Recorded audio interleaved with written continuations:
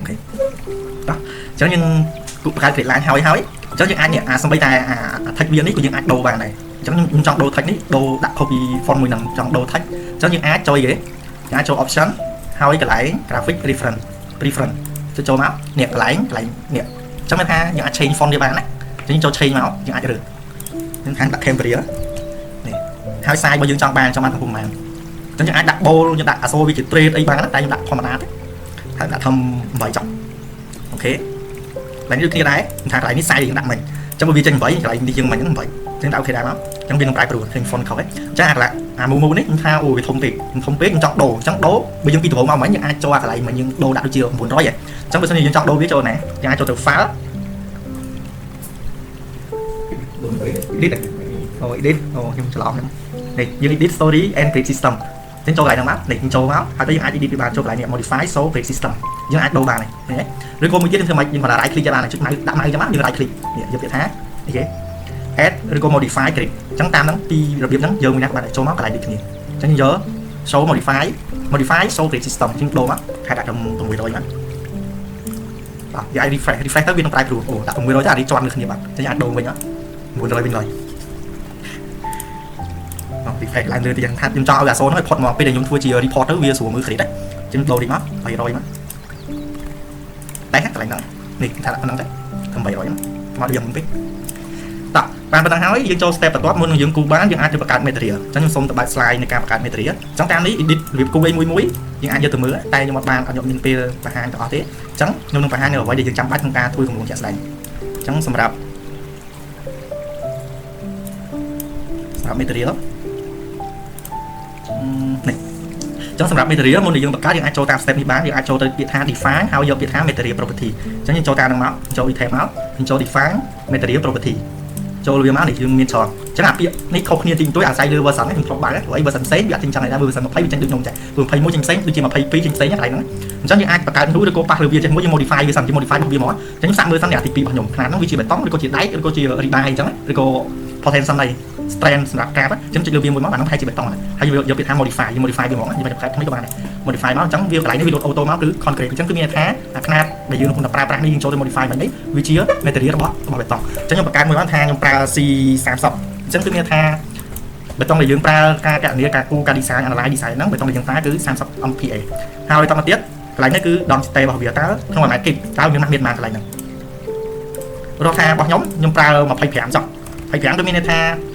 ម៉ាស់មៀតរបស់បេតុង AME របស់យើងហ្នឹងគឺ25 គីឡូម៉ែត្រក្នុង1 ម៉ែត្រគីបវាមានធាតុរួមផ្សំហ្នឹងមានបេតុងរបស់យើងហើយយើងមានសរសៃដែកទៀតអញ្ចឹងបេតុងសរសៃដែកព្រោះយើង model នេះ model ទីបេតុងតែ12ហើយយើងសម្បត្តិមានរបស់ដែកនៅក្នុងស្រាវរត់ថាក្នុងរបស់យើងក៏ត្រូវមានដែកដែរពេលយើង design ទៅសយអញ្ចឹងយកដែក25មកហើយសម្រាប់នេះគឺ modulus or elasticity អញ្ចឹងនេះមានរូបមន្តរបស់វាគឺដូចជា4800ឬ Gray accuracy ខ្ញុំមិនដឹងថាខ្ញុំបានដាក់ឬក៏អត់ទេដល់ដែក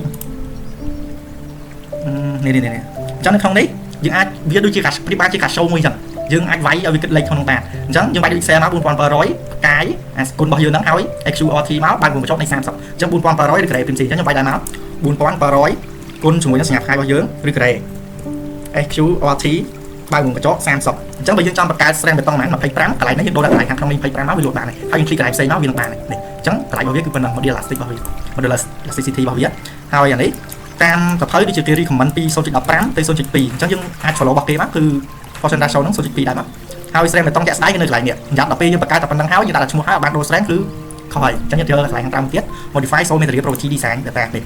អញ្ចឹងនេះទូទៅបើខ្ញុំប្រើបើខ្ញុំអាកន្លែងនេះអត់ប៉ះពាល់ឲ្យឈ្មោះទេអញ្ចឹងខ្ញុំអាចយកអានេះយកមកដាក់ដូចគ្នាហ្មងព្រោះតាមសម្រាប់ខ្ញុំខ្ញុំធ្វើអត់ដងខ្ញុំដាក់ C30 ដែរតែបើយើងអត់ដូរក៏អត់ជាបញ្ហាដែរអ្វីដែលយើងត្រូវដូរកន្លែងនេះ strength យើងបង្កើតមែនអញ្ចឹងយើងដាក់កន្លែងហ្នឹងដែរគឺ30 megapascal ហើយសម្រាប់កន្លែងនេះគឺអាស្រ័យទៅលើអីគេបេតុងប្រភេទបេតុងរបស់យើងតើបេតុងរបស់យើងជាប្រភេទបេតុងអីគេបេតុងស្រាលអីអញ្ចឹងអញ្ចឹងរបស់យើងបេតុងធម្មតា normal white concrete អញ្ចឹងយើងដូរអានឹងចោលមកគឺមានថាអានឹងចាក់ត្រូវមួយមីគុណដូចជាឡាំដារបស់យើងស្មើមួយអញ្ចឹងយើងមិនបានតែឧទាហរណ៍ថាវាជាប្រភេទបេតុងផ្សេងវាមានមីគុណវាមាន 0.75 0.5ទេខ្ញុំអត់ចាំដែរកន្លែងហ្នឹងអញ្ចឹងយើងប្រាប់ថាណាហើយអូខេមកហើយអូខេមួយទៀតមក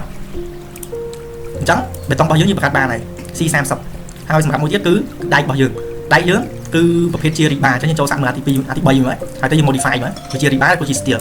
របស់យើងនេះជាប្រភេទ rebar ដែកខ្លាំងបើរបស់យើងអញ្ចឹងខ្ញុំប្រើ SD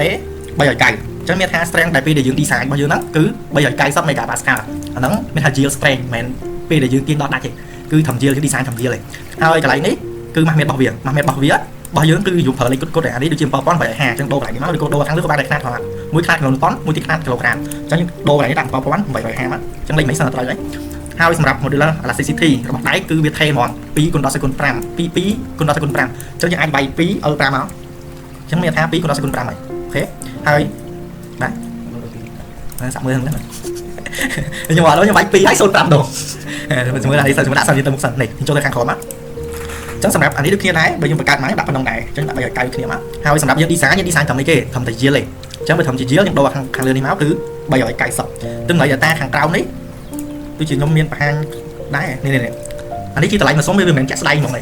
ពេលដែលយើងតេស្តអានេះអាស្រ័យពេលដែលយើងទំនើយដៃដែលយើងយកតេស្តដែរអញ្ចឹងខ្ញុំយក 1.5 ដងនៃ strength របស់លើសម្រាប់អីគេពេលដែលយើងដាច់ FOH អញ្ចឹងយក 1.5 ដងអញ្ចឹងអាចដូរកន្លែងនេះមក 1.5 គុណជាមួយនឹង390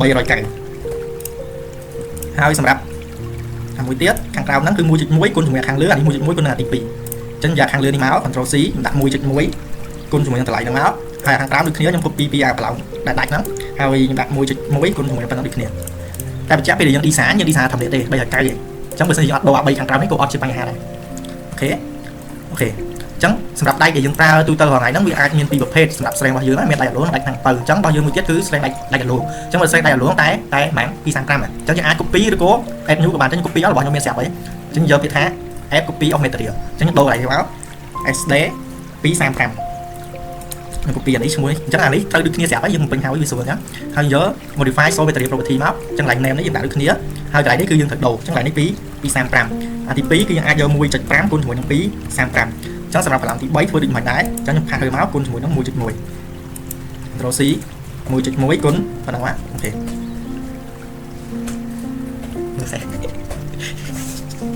ដល់ប៉ុណ្ណេះហើយយើងអូខេមកហើយអូខេអញ្ចឹងអាចបាន2ហើយនេះស្រែងដៃរបស់យើងអានេះគឺសម្រាប់កាបទេហើយបើមិនយើងចង់តិចទៀតយើងមក ចូល